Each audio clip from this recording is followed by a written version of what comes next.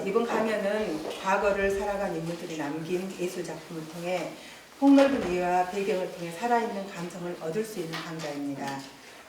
남농 선생님의 후손인 허진 교수님과 오은희 강사님의 생생한 고증을 통해서 남농 선생의 예술가로서 인간으로서 면모를 통한 하풍을 보고 들을 수 있는 시간을 가져보도록 하겠습니다. 오은희 선생님은 향토사를 연구하시던 중 남농학원의 그림 세계에 이끌려 광범위한 학원가의 인문사 연구에 집중하여 수많은 업체를 쌓으셨습니다. 저서로는 목포의 향토문화 연구를 발간, 국내 유수 매체에 많은 소논문을 기고하신 바 있습니다.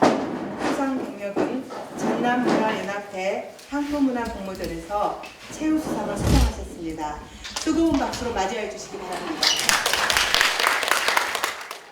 지금부터 1시간 동안 여러분들하고 남농 선생에 대해서 이야기하겠는데, 간단히 그분의 생애에 대해서 앞서 이야기하고, 그리고 그분의 작품 세계에 대해서 파워포인트를 통해서 실제 그림을 감상함과 아울러 초년기부터서 말년에 이르도록 어떻게 그림이 변천해 왔는가, 이걸 알아보는 그런 과정을 받겠습니다. 지금도 누구든지 자기 이름 불리는 것은 별로 좋게 생각 안 하지요.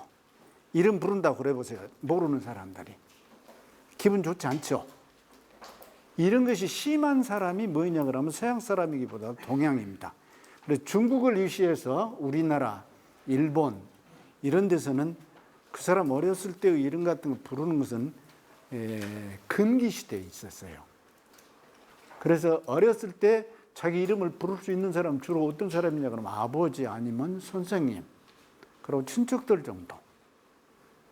생활 범위가 또 좁으니까 그런 정도 되는데, 20살이 넘어서 이제 성년이 되면은, 성년식을 해서 성년이 되면은 자라고 그래서 이름이 따로 이제 어렸을 때 부르는 이름하고는 다르게 지어줬었습니다. 이 이름은 뭐냐 그러면은 친구들이나 손윗 사람들이나 이런 사람들이 불렀어요. 손 아래 사람들은 함부로 부르는 이름이 아니에요. 그런데 그 사람이 시를 쓴다든지 글을 잘 쓰게 된다든지, 그렇지 않으면 그림을 잘 그린다든지, 요새 한마디로 말해서 예술가쯤 되면은 이런 분들은 대개 뭐냐 그러면 남이 지어주기도 하고 선생이 지어주기도 하고 친구들이 지어주기도 해서 호라는 것이 있었어요. 좋게 이야기하면 아호라고 그러죠. 좀 높여서 이야기하면 벼로라고도 하고 이렇게 하는데, 이 호를 지어줬어요. 이 호가 뭐냐 그러면 오늘 지금 이야기되는 이는 남농이에요.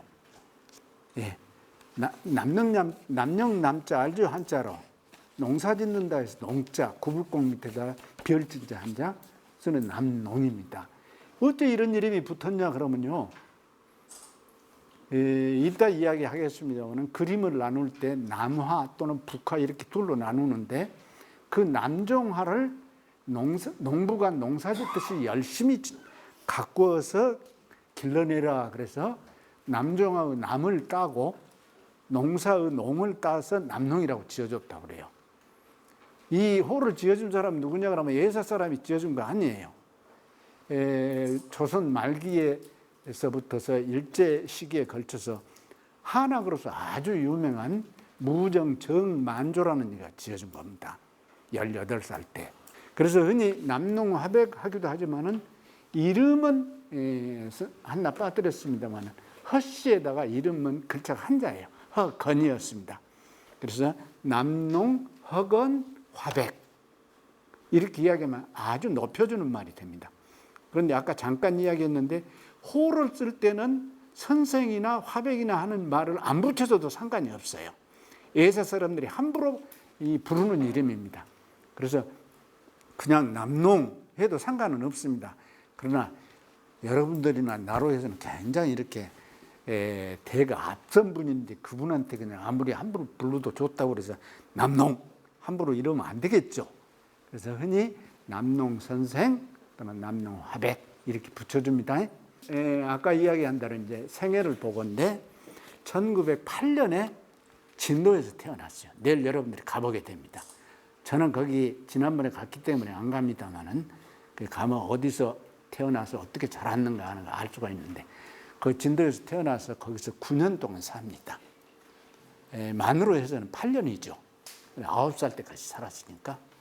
그래가지고는 나중에 이제 아버지가 강진으로 가 있어서 어머니가 거기에 따라가게 돼요. 그래서 강진으로 이사를 가는데 그 강진 가서 7년 동안 생활합니다. 근데 모두 합하면 얼마 되겠어요? 15년 되겠죠. 만으로 해서 8년 하고 9살 때니까 8년 아니에요? 만으로 따지면. 그러고 거기 가서 7년. 이렇게 15년이에요. 그런데 강진 가서 사는 동안에 뭐냐 그러면 한문을 처음으로 거기 가서 공부를 합니다. 아버지 밑에서 이제.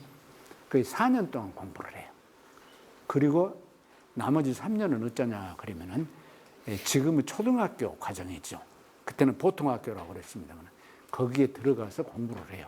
그리고 나머지 아까 이야기하기를 80살까지 사셨다고 그랬으니까 만으로 해서 79년 산 셈이에요.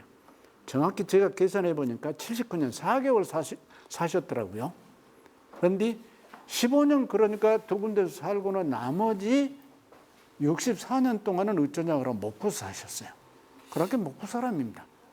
학교는 어디 나왔냐 그러면 초등학교는 북교 지금은 초등학교 나왔습니다. 여기 북교 초등학교 출신 혹시 있어요? 한 사람도 없구나. 북교 초등학교는 아주 오랜 전통을 가진 학교인데 거기 나왔어요. 그런데 지금 여러분들 놀라지 마세요. 거기 4학년부터서 거기를 다녔는데 4학년 때 그때 몇 살이냐 그러면 17살 때예요. 여러분들 나이하고 어쩝니까? 비슷한 지금 나이죠. 그런데 그때는 늦게 학교 다녀서 그때 비로소 초등학교 4학년이었어요. 그리고 5학년, 6학년 과정을 마쳤는데 5학년 때는 뭐냐 그러면 전국 초등학생 미술 경연대회가 있어갖고 거기서 전국에서 2등을 합니다. 알겠어요? 그리고 6학년 때는 어쩌냐 그러면은 목포에서 전라남도 공진회가 있었는데 거기에다도 작품 출품해갖고 2등을 하고 그래요. 그러면서 이제 미술가가 되겠다. 그림을 그려야 썼다. 그때는 화가라 했겠죠. 그런 꿈을 키워갑니다. 그런데 아버지는 반대를 했어요. 왜냐? 그때의 화가들은 너무나 가난했습니다. 끼니 있기가 어려웠어요.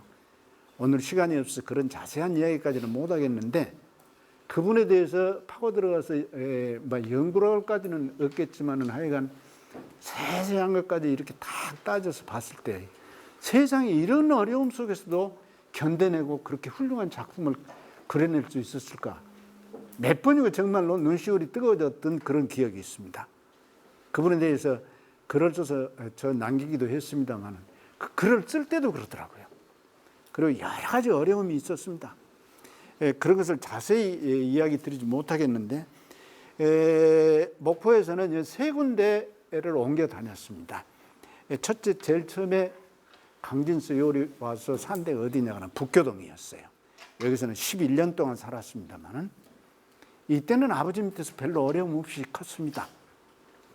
그런데 거기 보면서 제 이야기 들어주세요. 그럼 더 기억에 남을 테니까.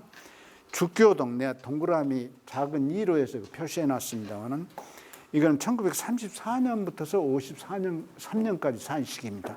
만으로 해서 19년, 그럼 20년인데 여러분들이 외볼 때는 그러니까요. 외지에서 15년 살고 여기서 64년 살았는데 북교동에서 한 10년, 그 다음에 죽교동에서 한 20년, 그리고 나중에 죽동에서 한 30년 살았다 이렇게 기억해 두세요. 그런데 이 죽교동에서 산 시기가 제일 어려운 시기였습니다.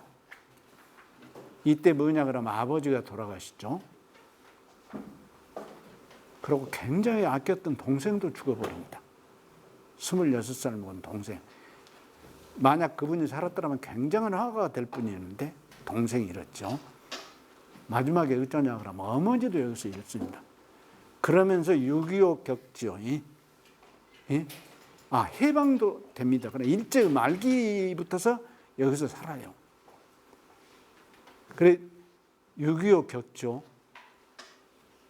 하여간 어려운 시기가 얘가 이 시기입니다. 20년 동안. 그래서 나중에 어떤 경우까지 생기냐 그러면 겨울이면 불을 떼지 못해서요. 밤이고 낮이고 불을 못 떼는 방에서 있다 보니까 그러면서 쪼그리고 앉아서 그림을 그려야 하는 처지에 있다 보니까 뭐냐 그러면 겨울에 발가락에 얼음이 든 거예요. 겨울 내내. 요새는 동상 걸렸다는 말로 쓰지요. 흔히 우리는 얼음 들었다고 그러는데 한방에서는 이걸 뭐라고 하냐 그러면요. 골습이라고 그런다고 그래요. 이걸 걸려가지고 고치지를 못했는 이것이 1935년부터 그런 증세가 나타나기 시작했는데 한 10년 지난 뒤인 1944년에 할 수 없이 여기서 터져서 막 피가 쏟아지고 그런 일이 생기니까 지금의 연세대학교 부속병원 거기 가서 수술을 해요. 그래서 뭐냐 그러면 무릎 아래쪽 왼쪽 무릎 아래쪽을 잘라버립니다. 그런 속에서도 지지 않고 수술받은 해에도 그림을 남겼어요. 그건 뭘 의미하냐 그러면 그림 그리지 않으면 생활이 안 된다는 이야기죠. 6.25 터진 해에도 그림을 남겼어요. 이런 어려움을 이겨내고 지금 이렇게 훌륭한 화가가 되신 분입니다. 그리고 이제 거기 20년을 겪고 죽동에서 30년 생활, 이거는 비교적 좀 형편이 피고 살기 좋은 시기입니다. 여기는 설명 안 하려합니다. 그리고 마지막 2년 동안 내일 여러분들이 가서 보시게 되는데 남농 기념관이라고 있어요. 이따 사진으로 보겠습니다만은 거기서 2년 동안 사시다 가셨습니다. 옛날에 산수화를 보면은 뭐냐 그러면은 색채가 아주 짙게 그린 그림이 있는가 하면은 먹이나 이렇게 옅은 색만을 써서 그린 그림이 있습니다. 다음을 보겠습니다. 왼쪽에 이 둘 다 누구냐 그러면 심전 안중식 선생의 그림이에요. 한말에 아주 유명한 분입니다. 제자도 훌륭한 제자들을 많이 길러내신 분인데 이분의 그림 보면 굉장히 색채가 짙은 편이죠. 이렇게 짙은 그림이 있는가 하면은요. 다음 보세요. 반대로 이 먹이나 이 옅은 색만을 써서 그린 그림이 있습니다.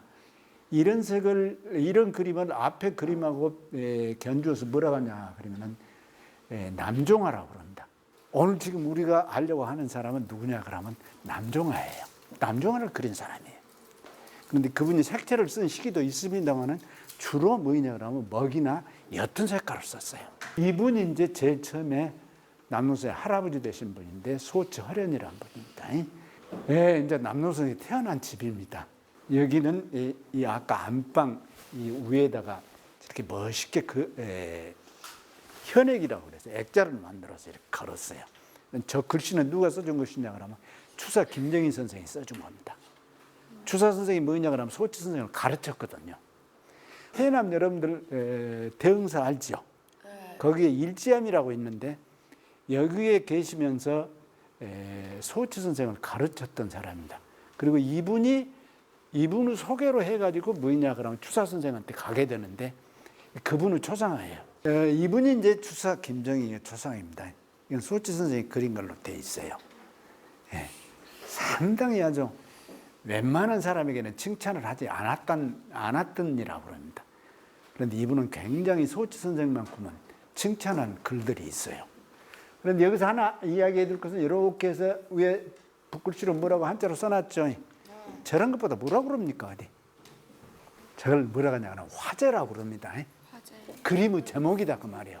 그림 화자 제목이라고 해서 쓰는 제. 그래서 화제 그럽니다. 그 다음에 여기 이렇게 빨갛게 이렇게 도장 찍어놨죠. 저런 것보다 뭐라고 그래요? 응? 그렇습니다. 낙관이라고 그래요. 그러면 여기서 집에 이 사람이 없고 산이 있는데 어째 집에 사람이 없을까요? 응? 뭐라고? 무인화. 무인화. 시간이 없으니까 제가 이야기하죠.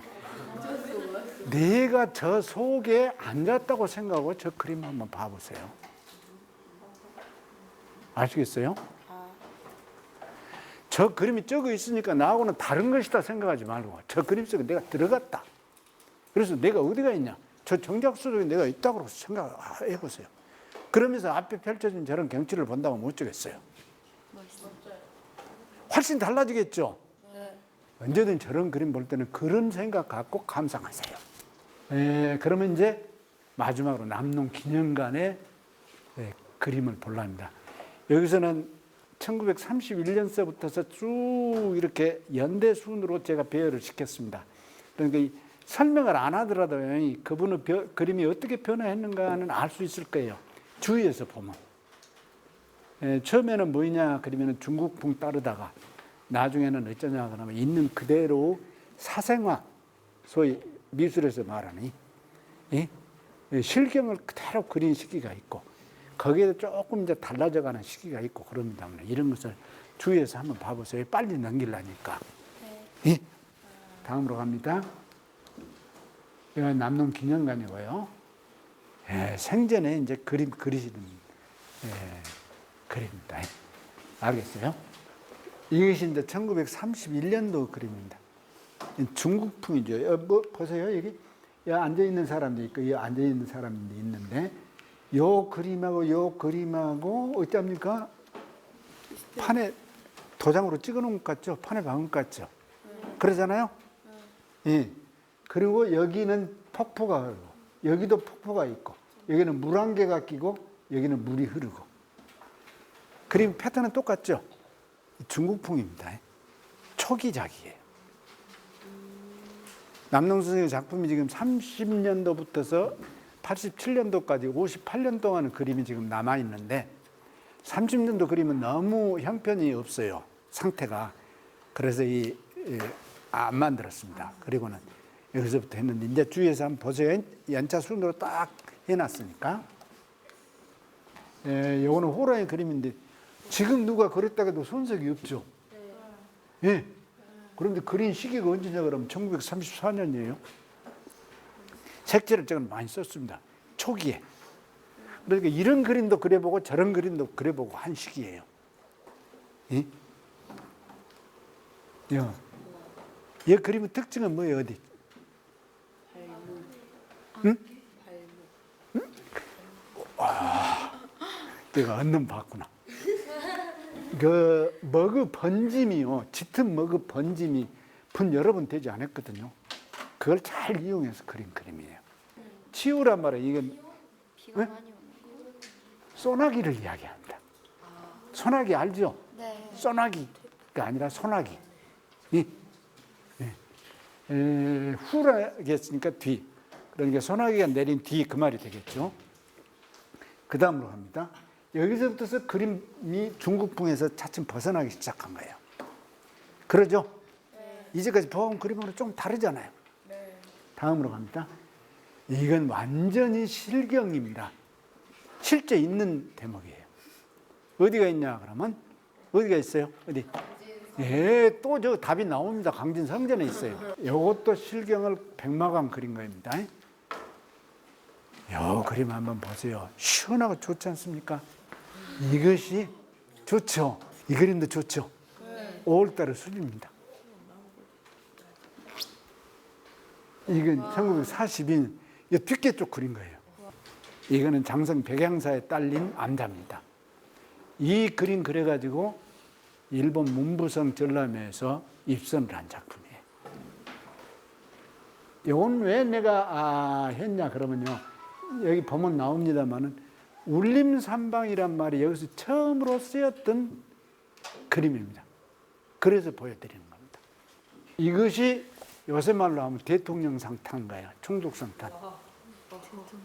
어디냐 그러면 유달산이거든요. 예. 멀리 그린 거 아닙니다. 이거는 묘길상이에요. 금강산 묘길상 그림이시고요. 이 그림은 어째 내가 여기 올렸냐 그러면요. 소나무를 이렇게 한 화폭에 담은 최초 그림입니다. 이분 나중에 소나무 그림으로 유명해지는데 그래서 여기 그것이 언제냐 그러면 1946년의 일이에요. 여기 보면요. 어린애를 얻고 있는 엄마가 있어요. 요새는 어린애 없는 사람 없는데 초가지붕이 있죠. 우리의 이를테면 서민 생활을 담은 거예요. 다음 세 작품이 다 그렇습니다. 다음으로 가죠. 여기 보면은 잔잔한 바다가 있죠. 그리고 이쪽 부분만을 확대시켜 놓고 보면 다음과 같이 됩니다. 멋있다. 거기만 확대시킨 거인데 이 놈만 가지고도 한 그림 되겠죠? 네. 여자가 절구통에서 방아를 찍고 있는데 닭들이 와서 모이를 얻어먹으려고 하는 대목이 나옵니다.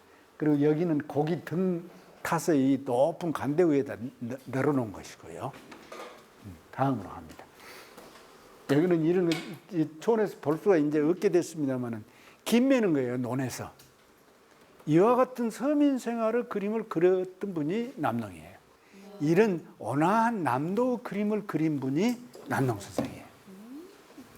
고향의 산천을 통해서 남도 사람들의 정서를 표현했다는 거예요. 예. 그 산이 가지고 있는 아름다움만 표현한 것이 아니라 이거는 이제 70대 때, 칠순대 때 나이 상당히 드셨을 때 그린 그림이에요. 다음으로 갑니다. 예, 더 나이 드셨을 때. 83년도 작품입니다. 조금 전에 그렸던 그림하고는 좀 다르죠? 이 모셔져 있는 묘소입니다. 네. 여기가 이제 남농 선생이고요. 여기가 뭐냐 그러면 부인 되시는 홍여사 묘입니다. 이것으로 제 이야기는 마치랍니다. 고맙습니다. 다음은 전남대학교 호진 교수님의 울림삼방 200여 년의 여정 남농 허건 작품 세계를 중심으로 강연을 듣도록 하겠습니다. 남농 허건 화백님의 손자 호진 교수님은 서울대학교 미술대학을 수료하시고 대한민국 미술대전, 특선 등 수많은 대회에 입상하셨으며 국내 유명 갤러리 전시회를 개최하셨습니다. 현재는 전남대학교 예술대학 미술학과 교수로 재직 중이십니다. 저 허진이라고 합니다. 반갑습니다. 여러분은 울림산방이 좀 아시죠? 네. 다 모르고 있을 거라고 생각하는데 울림산방이 좀 잘 알고 있더라고 좀 믿습니다만은 이제 울림산방이죠, 그죠? 너무 아름답죠? 네. 어때요? 그 연못도 있고, 그죠? 여기 울림산방 여기 있고 이 옆에다가 소가집 있어요. 그리고 산의 모양이 좀 보세요. 너무 예쁘죠? 네. 산의 모양이. 근데 거기서 보니까 내가 좀 다시 한번 얘기하겠지만은 울림산방 위치가 어디냐면은 빈도에 있죠, 그죠? 빈도에 있어가지고 가장 높은 산 어디입니까? 첨살산이에요. 첨살산이 밑에 있어가지고 울림산방 다른 이름이 토하함이라고 울림각이라고 그래요. 그런데 거기서 울림산방에서 거기서 고산 운전도 노구당이 비득한 데서 다리를 잡은 것 같아요.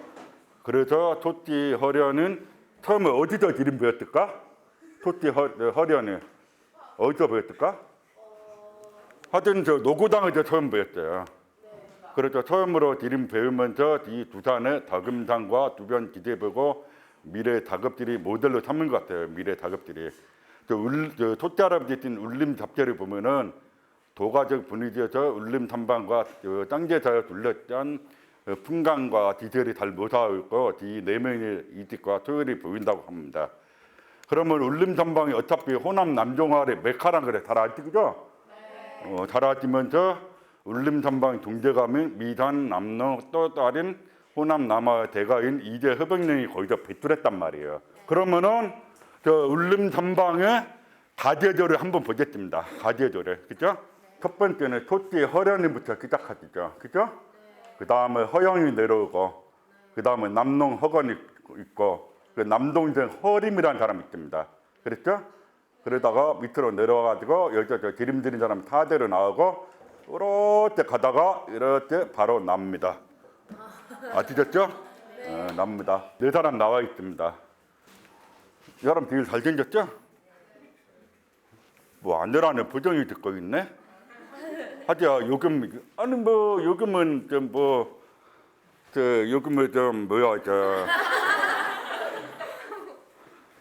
요즘 대놈의 꽃미남하고 옛날 꽃미남하고 좀 다르니까 대놈이 여러분 도안이 타일이 조금 찔릴 수 있겠죠, 그죠? 나한테 보는 건지로는 그래도 기분은 좀 꽃미남 같아요, 그죠? 근데 얼굴에 표정 보니까 별로 미남이라는 아니라는 표정이 듣고 있네. 하여튼 어때 잘생겼나? 근데 이 사람은 형님이죠, 그죠? 근데 이분은 저 허건 선생님보다는 남동생이잖아요. 남동생이거든요.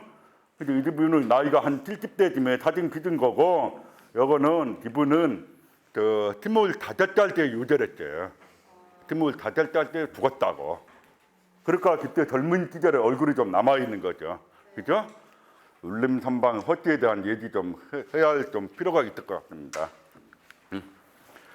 자, 울림선방 허띠에 대한 기반 내력과 가제들을 보면은 원래 허띠가 본관이 양천도 있고 디매도 있고 태인도 있고 하양도 이렇게 네 개로 나눠져 있어요, 그죠?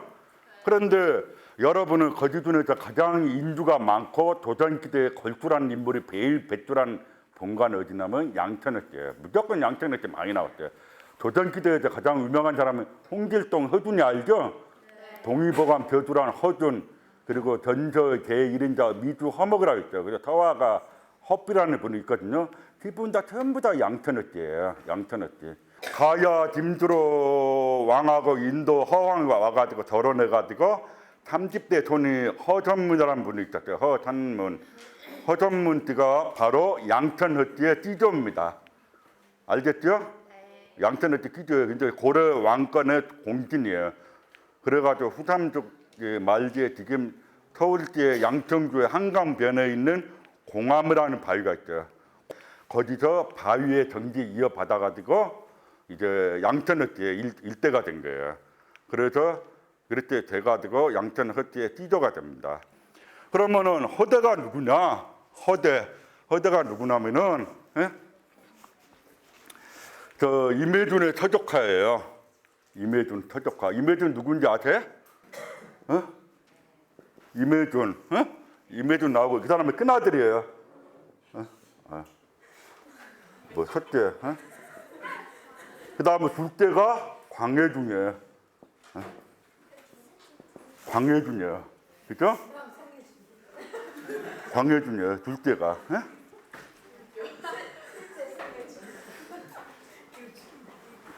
그러면은 원칙적으로는 천조가 죽으면은 임혜준이가 왕이 돼야 돼요. 여러분 주목하세요. 왕이 돼야 돼요. 그렇죠? 근데 왕이 안 됐죠. 그래가지고 그 사람 광해준이가 왕이 됐죠. 그랬죠?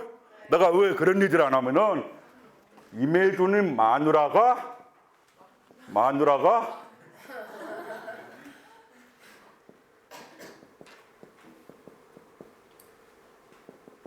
양천 헛띠야. 그러니까 말하자면은 원칙적으로는 친아들이 왕이 됐으면은 임혜준과 왕이 됐으면은 어떻게 되나? 양천 헛띠에 처음으로 왕비를 배출하는 거지. 무슨 말인지 아시죠? 근데 안 돼버렸죠, 이제. 그래가지고 광해준이가 왕이 됐죠. 그러면 왕이 되니까 임혜중이 부질라고 그래. 골래 싸우면 그래, 원래 골래 싸우면. 그래가지고 임혜중이 막 부질라고 하니까 얘가 터남이 되는 사람은 터남. 바로 여기가 허대야. 무슨 말인지 알겠죠? 그래가지고 임혜중이가 일단 자기가 목 잘릴 것 같으니까 도망가야 되거든? 도망가야 돼. 그래서 자기가 왕이 될 사람이니까 태명인티를 해야 되잖아. 자기가 태명인티니까 그 터남한테 그쳐. 자기가 도망갈 때 알아보라고. 그래가지고 터남은 여지여지 돌아다니다가 딘도에 가봤대. 딘도로. 근데 딘도 가보니까 너무 좋은 거야. 딘도가. 그래서 딘도로 가가지고 이 허대가 딘도로 가가지고 그 매형전에 임혜중 보고 매형 빨리 와 했단 말이지. 그래서 매형이 알았다 해놓고 이제 이렇게 가다가 풍청도에서 어딘가 딱 하면서 광해준이 임혜중한테 황하 다지와 해가지고 다시 올라가 버렸죠. 그러다가 임혜준은 임해중은 살려줬는데 그러다가 광해군이 마음이 변해가지고 이 사람이 임해중을 강화도로 보내. 그래가지고 타약이 내려. 그래가지고 거기 죽어버려. 허대라는 분은 이렇게 내려가 버렸더니 어떻게 돼? 그 뭐 말하자면 내려놓고 매형도 안 내려고 나 다시 내려왔다니까 어떻게 돼? 낮동강 오리알이 돼버렸잖아, 그치? 그러니까 뭐 갈 데 없고 뭐하고 하니까 그냥 눌러버리자. 그래가지고 양천 헛디에 진도 입조절에 눌러 앉아가지고 진도 풍광에 반해가지고 눌러 앉아 후손들이 정착하게 됐습니다. 이 아까 말했던 진도 입조절 허대가 허지탱이라고 그러는데 허지탱 아들만 용준방이 나요. 용준방 나오는데 이 둘째 훈의 후손은 31대 전 허련, 32대 전 허영, 33대 전 허건 이렇게 내려오고요. 저 울림산방 일대가 토띠 허령이라는 걸 알고 있을 것 같고, 그렇죠? 그 호남 남종어의 띠조죠, 그렇죠? 그걸 알아줘야 됐고, 저 허정문의 31대 전 아까 말한 허정문이가 양천 허띠의 띠조라고 그랬죠? 양천의 띠조라고 그래가지고 허각의 당남입니다. 허각의 당남이 뜨고. 그리고 원래는 저 토띠 허련의 선조가 조선 군종 때 의정이었던 허종의 뒷대 후손입니다. 그리고 허종의 둘째 아들은 양평공의 광파에 속합니다. 그리고 처음에는 원래 토띠 허련 선조님께서 처음에 이름은 련이라고 그랬어요. 련이었다가 나중에 허유로 바꿉니다. 그리고 울림산방 2대인 그 미상 허영은 허련 선조님의 넷째 아들이에요. 그리고 어렸을 때 이름이라고 그러거든요. 어렸을 때 이름 보고 허거루라고 하고 허걸육. 그다음에 외자를 쓰는 그 가법이 있어가지고 허거리라고 했다가 말년 와가지고 허준이라고 이름 좀 떴어요. 그리고 울림산방 3대인 남농허건은 허선문의 33대 돈이고 본명이 허인대였습니다. 허인대. 그래가지고 호는 처음으로 우산이라는 호가 떴거든요. 우산이라는 의미가 뭐냐면 미산, 허영의 호가 미산이죠. 그 미산을 다시 이어받는다고 그래서 또우자예요. 또우자. 또를 다시 한번 미산을 이어받는다고 해서 우산이라고 한 거예요. 그래서 대리 이어간다는 의미에서 떴는데 할아버지께서 좀 마음 안 든다고 그래가지고 다시 남농이랑 이름을 바꿨거든요. 남농이랑 이름 바꾸고 그리고 한때 털잔이라는 호를 있었어요. 털잔이라는 호를 있었고 그 남동생 이민 허림 이민은 저 일본의 가와바타 화학교를 졸업했어요. 거기는. 그리고 일본의 팀문정이라고 있는데 일본의 가장 유명한 공모전이에요. 거기서 연입전했거든요. 그래서 명성이 얻었고 전모 퇴색화를 좀 상한해가지고 모포 및 호남 화당에 팀 반향이 일으켰으나 하늘에 뛰어난 대주가 티세메이저인지 팀을 다졌자를 때 요절했어요. 그래서 조선 화당에 팀 손질이 입혔죠. 하여튼 저 허림은 굉장히 좀 천재였거든요. 너무나 천재이다 보니까 허건 선생님한테 영향이 좀 많이 미쳤죠. 그리고 허림 선생님 호는 또 따로 있는데 인민 말고 털만이라는 호가 있었죠. 또 털만탄이라는 호가 있었거든요. 거기서 떴는데 왜 이 호를 떴냐면은 요정에 장택할 만한 드림을 드렸다는 사실이 감추기 위해서 먹고 살기 힘들었으니까 먹고 살기 힘들었거든요.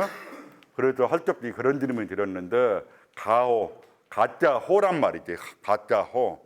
가짜 호를 떴다고 주장하고 다른 평자, 다른 사람은 고난을 이겨내려는 이질이 뜻으로 다짐한 의미에서 털자를 떴다고 하는데 내가 보기에는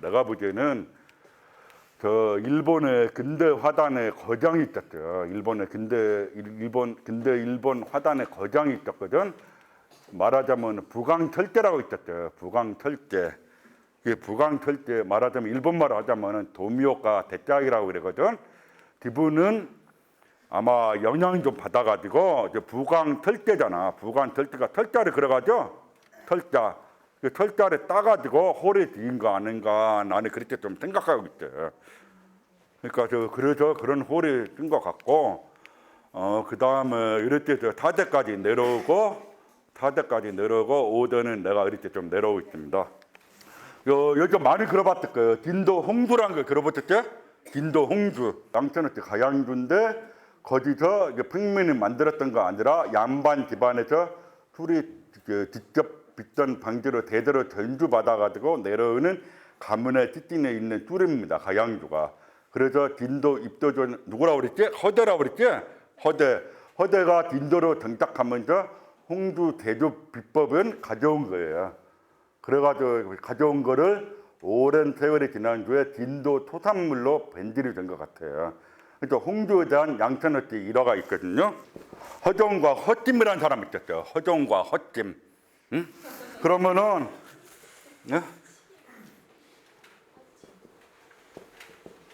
자, 조선시대 성종이라는 왕이 있었지. 성종 다음에 왕이 누구지? 에?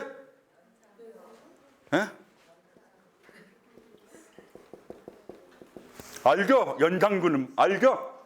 연장군 하면 모르는 사람 없잖아. 어전회의였어요. 어전회의 뭔지 알죠? 왕이 주재하는 회의란 말이지. 그죠? 어전회의죠. 성종 때. 그래가지고 허종과 허찜 보고 형제거든. 그저 바로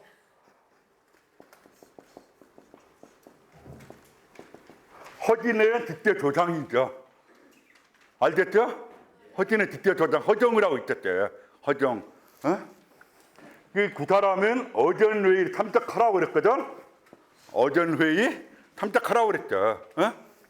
그런데 이 형제가 누나가 있었거든. 누나가 왠지 좀 불길해. 느낌이 불길해. 불길하고 뭔지. 그래서 동생 일로 와봐. 남동생 둘이 다 불러봐가지고 여기 진도 홍주를 많이 먹였죠. 다 집도니까 조금만 먹어 좋아한단 말이야. 거기는. 그래가지고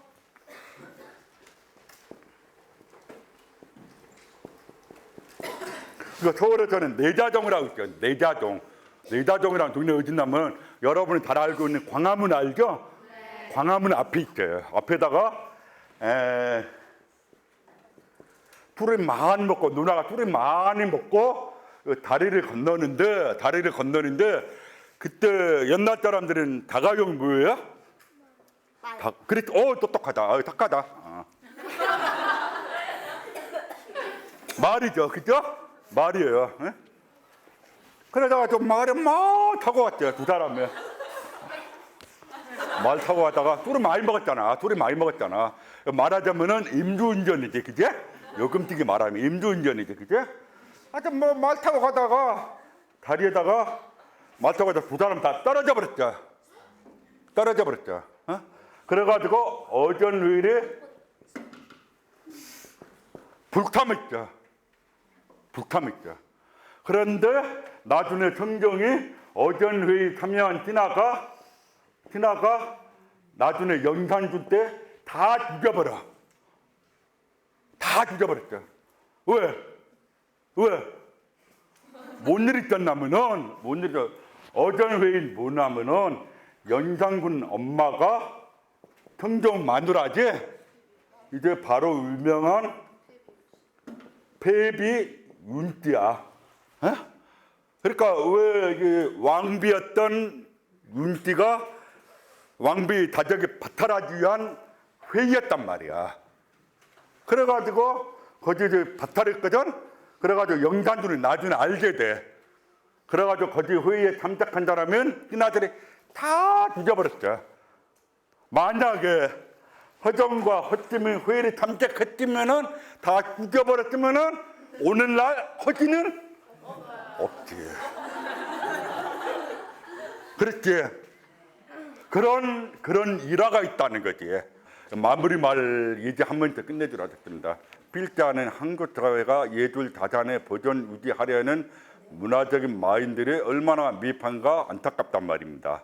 그런데 밑에 거 보면은 저 중국이나 일본은 다시 전통 문화를 사랑하고 적극적으로 이리 문화 콘텐츠로 개발하여 활용하고 하는데 한국은 문화적인 성숙도가 부족해가지고 앞으로 이에 대처하고 노력하지 않는다면은 문화 불량에 대한 문화 불량 국가라는 오명이 덮어지게 될 겁니다.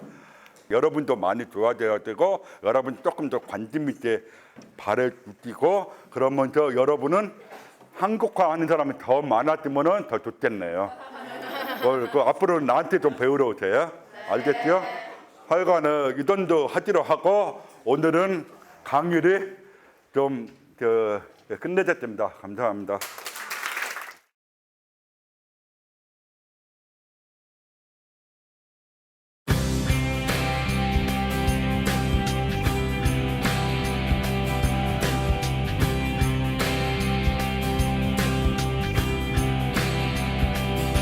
여기는 저 울림 전방입니다. 바로 뒤에 있는 산은 아까 저번에 얘기했듯이 참탈산이에요. 참. 그러니까 뭐나 무슨 말인가 하네. 그 참자가 뻑뻑할 참자예요. 뻑뻑할 참이고 그러니까 집 하나 있으면은 뒤에 산에 있고 앞에는 하천이 흐른다는 말이죠. 그게.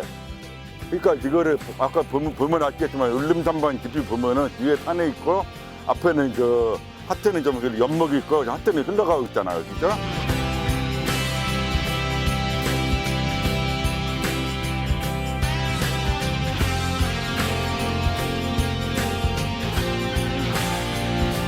중국의 좀 원나라 알죠? 원나라 몽골에 침입 다녔던 그 원나라 시절에 원말 타대가라고 하는 유명한 화가 4명 있었어요. 원말 타대가 4명 화가가 있었거든요. 가장 유명한 화가인데 그 4사람 화가 중에서 첫째는 유명한 사람은 백지 황공망이라는 분이 있었고 또 예탄이라는 분이 있었어요. 예탄. 그리고 왕몽이라는 분이 있었고 오딘이라는 분이 4사람 원나라 때 말 때 활동했던 유명한 화가가 4명이 있어가지고 원말 타대가라는 그 유명한 화가 있었거든요.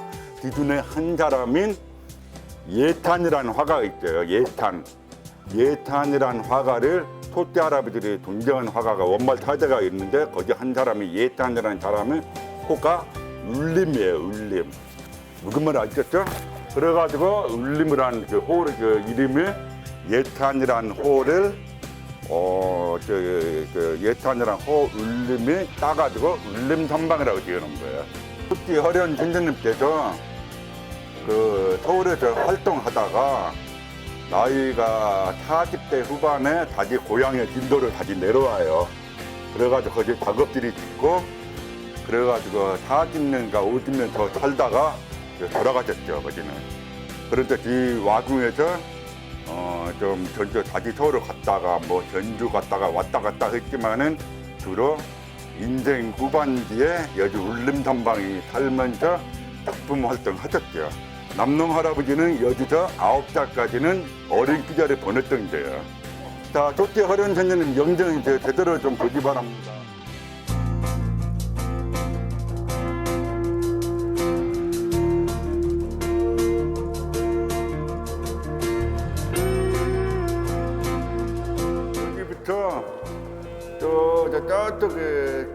여기까지는 토띠 허련 선생님 드림이에요.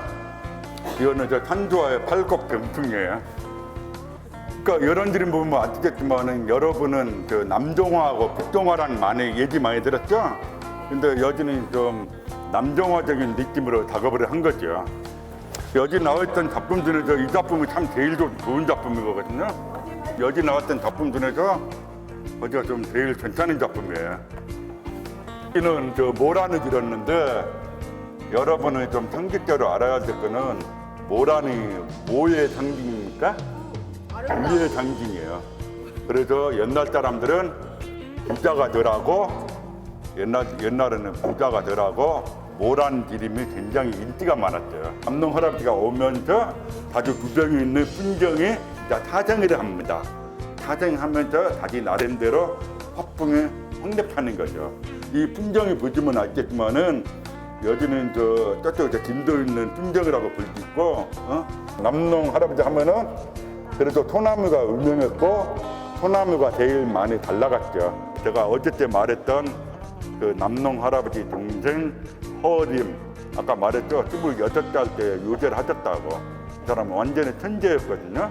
이 작품이 전부 다 1930년대하고 40년대 작품이에요. 근데 이런 작품이 나올 수가 없거든요. 어때요? 이 작품 참 재밌죠? 굉장히 관찰력이 뛰어나가지고 사정을 해가지고 닭이 지렸는데 너무 좀 생생하게 좀 지렸죠. 수목과 반대말의 퇴색화죠. 그 퇴색화를 이 사람은 처음으로 우리 집안의 퇴색화를 처음으로 시작하게 돼. 근데 이분은 일본을 갔다 왔다고 그랬죠? 그래서 일본풍이 조금 좀 보여요. 원래는 저 항토 문화관이었거든요.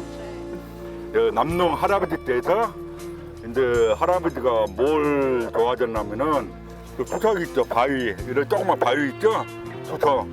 그 할아버지가 수석 모이는 거 참 좋아했어요. 그래가지고 수석이 많이 모이다 보니까 우리나라에 있는 좋은 수석은 할아버지가 다 가지고 있죠. 하여간에 그 목포지에다가 지칭했어요.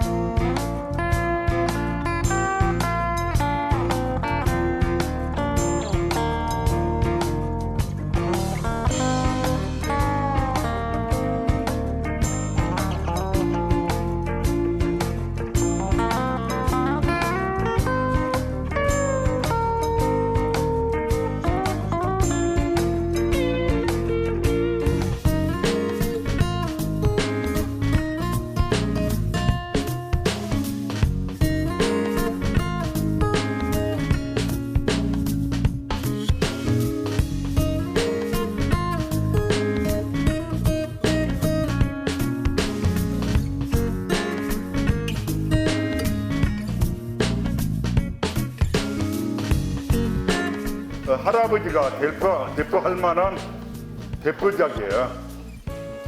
그 제목인 도팀 고동이라고 하는데 그 도팀 고동 말 그대로 이른봄에 그 풍경이 그린 건데 굉장히 좀 세밀하게 그렸죠.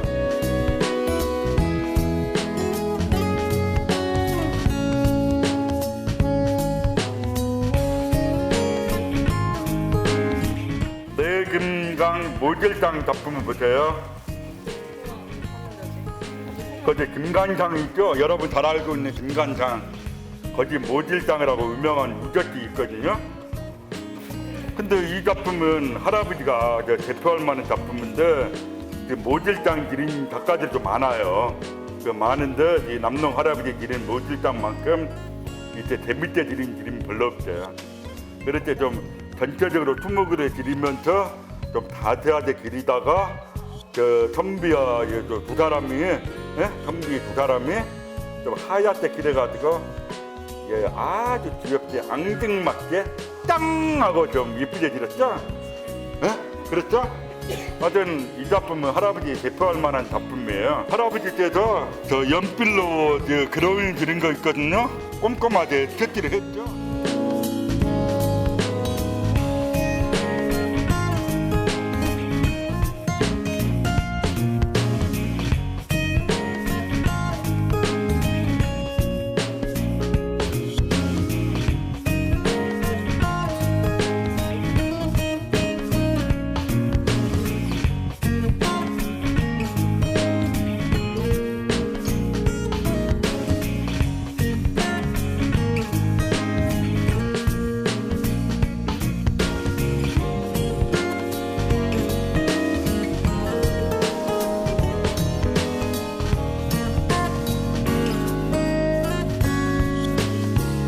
학교에서는 교과서만 보고 교과서 속에서 사진으로만 보고 또 학원에서는 디자인 쪽으로 하니까는 이런 그림을 한 번도 안 봐봤는데 이렇게 나와서 실제로 보니까는 붓 기법도 다르고 해서 더 신기하고 새로운 경험이었던 것 같아요. 우리 그 미술을 전공하는 애들이고 미술 대학을 갈 애들이기 때문에 이런 기회를 한번 가져주는 게 좋겠다라는 마음에서 좋은 기회였다라는 것이 이번 행사에 참여한 아주 큰 보람인 것 같습니다. 남농 학원 선생님께서 그 호남 남정화의 기조이긴 토띠 허련의 그 손자이 있습니다.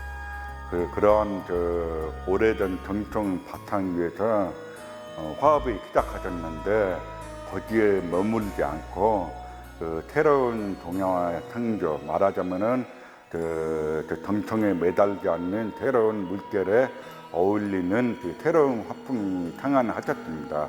그러한 바탕으로 활발한 활동을 통해서 우리 근대 동양화의 고장으로 성장할 수 있다고 생각되고요. 그러한 깔려 있는 바탕은 몇 년이나 넘는 전통 기반 위에 다지에 좀 찌름없는 노력과 그리고 열정 그리고 모든 고난에 이겨내야겠다는 그런 이지와 더불어 그런 꾸준한 작업한 결과에 근대 회화에 대표할 만한 화가로 크지 않았는가 그렇게 생각됩니다.